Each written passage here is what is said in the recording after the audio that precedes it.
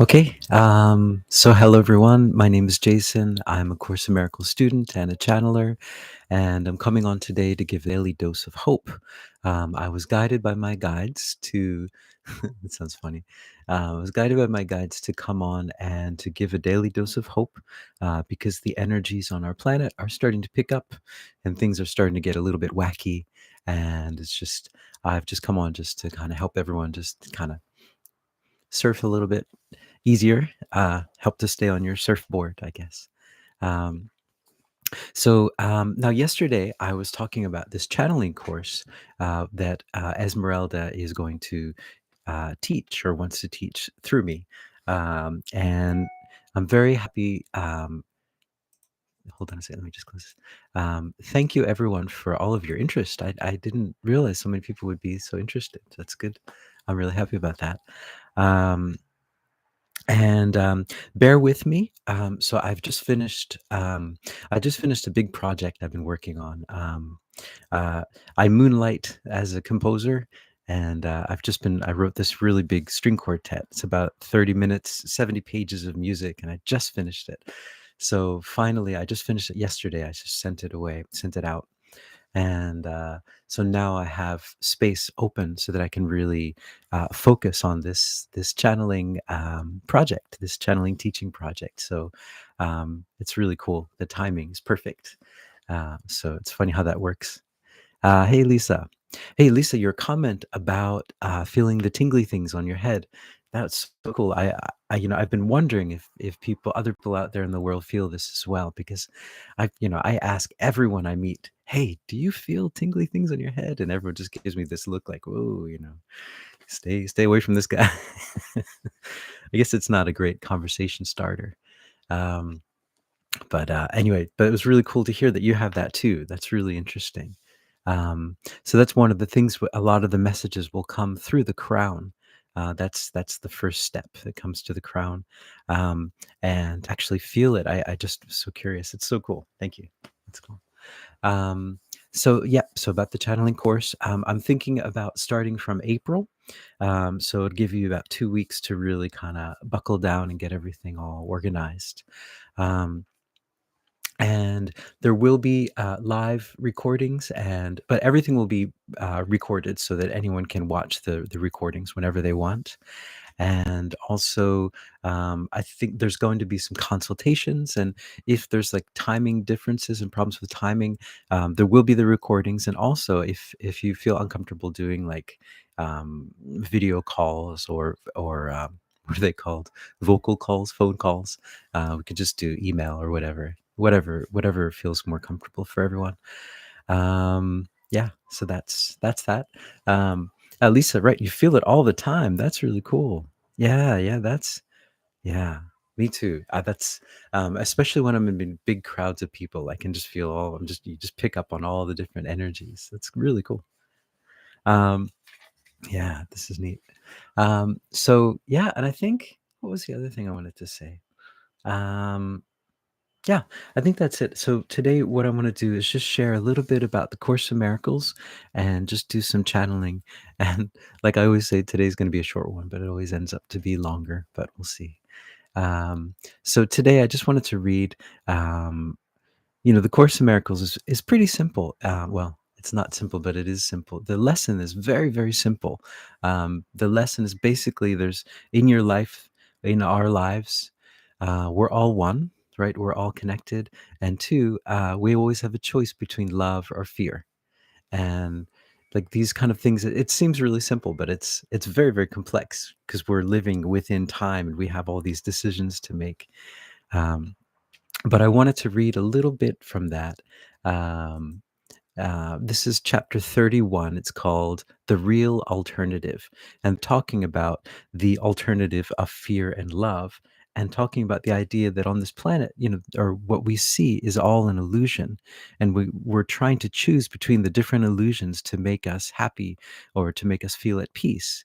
But choosing between illusions is not a real choice, right? So, and that's what they're talking about in this chapter, yeah, if you're choosing between illusions, the answer is always going to, well, you're always going to find a bitter path.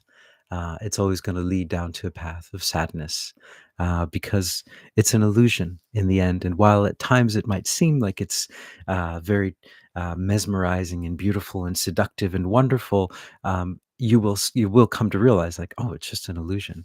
And so there's only really, yeah, two choices. So let me just read this because I think it's, of course, it says it so much wonderfully than I ever could. So here we go. Um, so we're reading from chapter 31, the final vision, for the real alternative. I'm going to read part 1, 2, and 8. So 3 parts. Okay. Here we go. I also recommend reading the whole thing. Please do if you are interested. Here we go. There is a tendency to think the world can offer consolation and escape from problems that its purpose is to keep. Why should this be? Because it is a place where choice among illusions seems to be the only choice, and you are in control of outcomes of your choosing. Thus, you think within the narrow band from birth to death, a little time is given you to use for you alone, a time when everyone conflicts with you, but you can choose which road will lead you out of conflict and away from difficulties that concern you not. Yet they are your concern. How then can you escape from them by leaving them behind? What must go with you, you will take with you, whatever road you choose to walk along. Real choice is no illusion, but the world has none to offer. All its roads but lead to disappointment, nothingness, and death. There is no choice in its alternative. Seek not escapes from problems here. The world was made that problems could not be escaped. I love that line. The world was made that problems could not be escaped. They have but one end, and each is but the means to gain that end. For it is here that all its roads will lead. However differently they seem to start, however differently they seem to go, their end is certain. For there is no choice among them. All of them will lead to death. On some you travel gaily for a while before the bleakness enters, and on some the thorns are felt at once. The choice is not what will the ending be, but when it comes. Okay, so that's talking about this choice. And then here we go. So what is the other choice then? If we're choosing between illusions, what is the choice? And the choice is atonement, and that is at one-ment, choosing to remember that we are not separate, that we are all connected with each other, and that we're all in this together. So here we go. There is a choice that you have power to make when you have seen real alternatives. Until that point is reached, you have no choice, and you can but decide how you would choose the better to deceive yourself again. This course attempts to teach no more than the power of decision cannot lie in choosing different forms of what is still the same illusion and the same mistake. All choices in the world depend on this. You choose between your brother and yourself, and you will gain as much as he will lose, and what you lose is what is given him. Okay, so that is the world that we think. Uh, you will gain, if someone loses, you gain, and you lose if someone else gains. And what they say is, how utterly opposed to the truth is this, when all the lesson's purpose is to teach that what your brother loses, you have lost, and what he gains is what is given you. So, yeah, just love that idea. Yeah. Hey, Kathy. So, yeah, just wanted to read that those two choices that we have, and it's um, so that's my spiel for today. I also wanted to just say, to Brenda, a um, a comment, and she was worried about this instant manifestation thing that's coming along, that's coming online, and she was worried about creating negative things or about hurting people with negative thoughts, and but I think the key is that so what I wrote in the comment as well is that if you are aware of your thoughts, there's still a time lag. It's not going to be like instant. There's still a bit of a time lag, is what Esmeralda said, and that is to help us so that we can catch ourselves. And that's all this is about. I don't think it's anything to be really worried about or scared of. It's just something, a new thing that it's going to take a little bit of getting used to. I think that's kind of the idea. And there still is a bit of a time lag so that, you can stop that thought. Oh, no, no, I don't want that to happen. um, yeah. So yeah, that's all I got for today. So yeah, I'll just go into channeling, I guess, and we will see who comes through. And the question is, what do they want to show us? What do they want to tell us today? Here we go.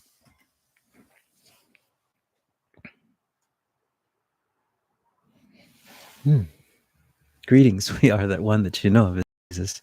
And we wanted to come through today to give a message of love and a message of light, which is the only message that is true and the only message that is ever truly available. What we would like to come on today to talk about, though, is this ability to make choices that you have on this planet. This is one of the main drawing points of this planet, especially at this time. As you may have heard, this is a very, very important time, not just for your planet, but for the whole universe. You are going through a very, very interesting and, well, um, not necessarily unprecedented, but quite unprecedented time. And what you are about to accomplish on a global scale, we might say, as a group, that you are all approaching this ascension at this moment as a group. When I was alive on your planet, what I was doing was doing it on a solo basis, and this is what was happening a lot at that time. As I did many of my travels, I learned from many great masters who had mastered this dimension. But at that time, it was more a solo mission. Everyone was on a solo mission. At times, there were small groups that were able to reach this. But what you are doing now what you are doing now on a global scale is quite unprecedented. That you are all approaching this all together, all as one. In your power, and these are quite heady times and difficult times, and they are also quite loving times. But you are going through the spiritual journey, the spiritual struggle, and the spiritual struggle always feels as if you are completely and utterly alone. But know that you are all going through this struggle together. Know that your brothers and your sisters all around the planet are going through these things. You are all going through it together, and what a wonderful thing to know that you have this support of all of your brothers and sisters, because you are all going through it together. And this is a wonderful process to go through, and at times it can be quite harrowing.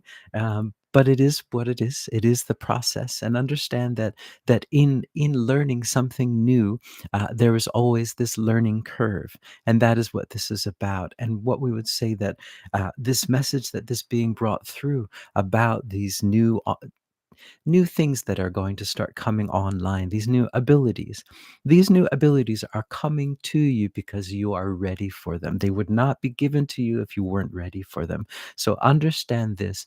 Understand that you are more than ready for all of these new abilities and new responsibilities that are coming online for all of you. That these things are coming to you because you are ready. So what we would say is, there's nothing to fear, there's nothing to worry. There's only new experiences to be had, and that is how we would phrase this. That this is a time of wonderful, amazing new experiences that you will start to experience on your planet. And you will start to understand more and more how the world works, and how the law of love works, and how love truly works, as you start to expand beyond this matrix system that up until this point has been cradling you, or has been teaching you and training you about this lower third dimensional ideas and these concepts, which is very important for this ascension process. You needed to understand all of that to make it a part of your repertoire of knowledge, of knowing, in order for you to go through it and expand beyond it. So, and this is part of mastering this dimension, is also understanding how it works, understanding all of these systems, understand that there are these matrix systems that exist within these systems, and that is just a systematic way of well, controlling the system, you might say, and keeping it in check.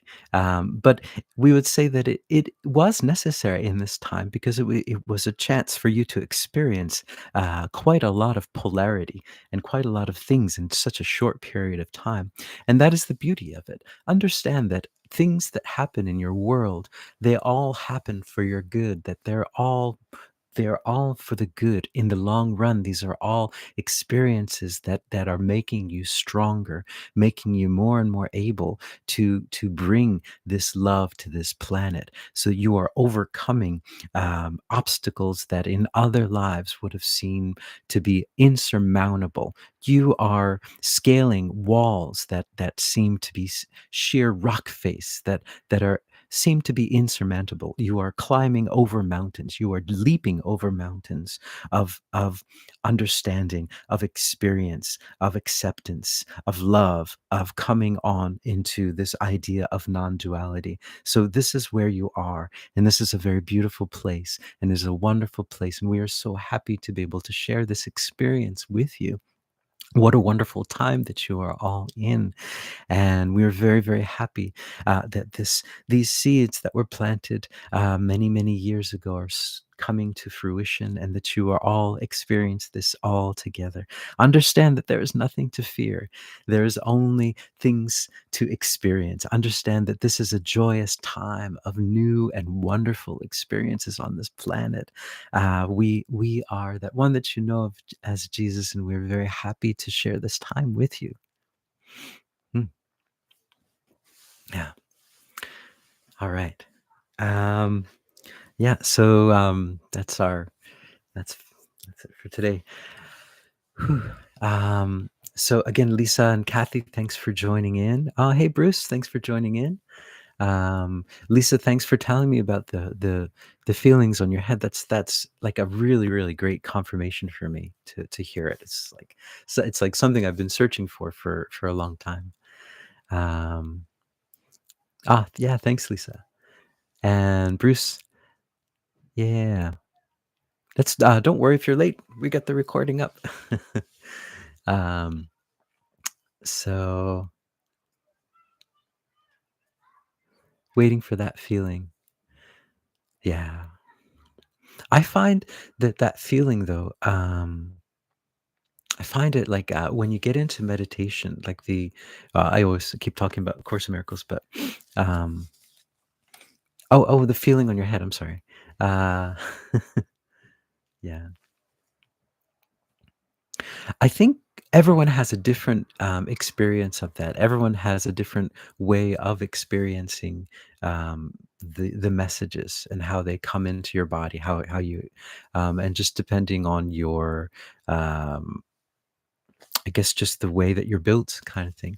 And like everyone's got their superpowers, and so that's also kind of an interesting part of this channeling part is that what we'll work on is all of the different clairs. We'll try to clarify all of your clairs. Some people are naturally good at it. So my natural clair, that one that I never had to work on, was just the emotional one. So I can pick up on emotional things in a room.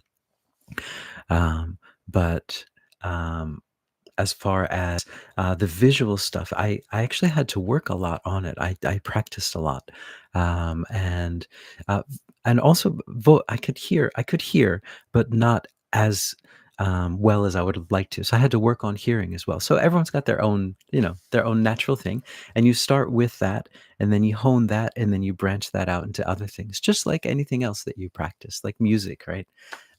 Some people are really good with rhythm. Some people are really good with sight reading. All these different things, and you just work from the strengths and bring that out, and try to develop everything else through that. I think that's how it works.